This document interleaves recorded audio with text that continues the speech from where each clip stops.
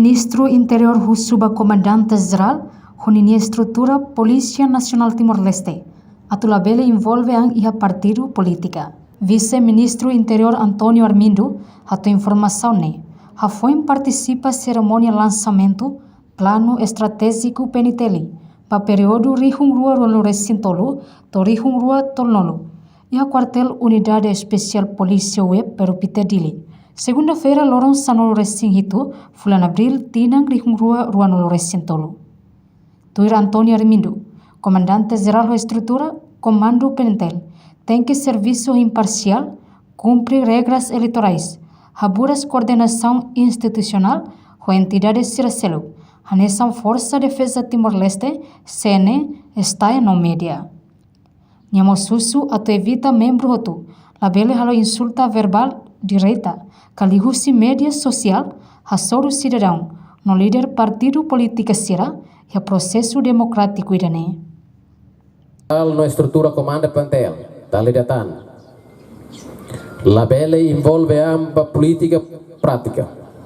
Tem que serviço imparcial, cumprir regras eleitorais. Apuras coordenação institucional com entidades recelo, a nessa Força Defesa Timor-Leste, a CNE está no média. Evitamos a tu membro hoto. Laiha maida que nebe makhalo insultos. Verbal, direita, kalihus media social. Hasoru nia cidadão rasik.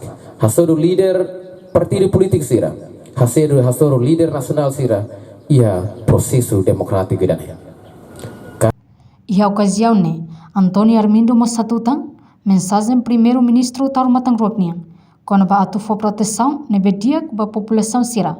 Para bele exerce siranya direito ho livre, no se la iha tolerância, ba qualquer acto crime hanesan intimidação, no violência sira seluktan. Tuirnia, polícia tem que hatu serviço profissional, de cumprir lei na Constituição, com lealdade total ba RDTL. Reportagem Febriana dos Santos, Celeste de Jesus, Televisão Timor-Post. Janela Informação ba Ema Hotu.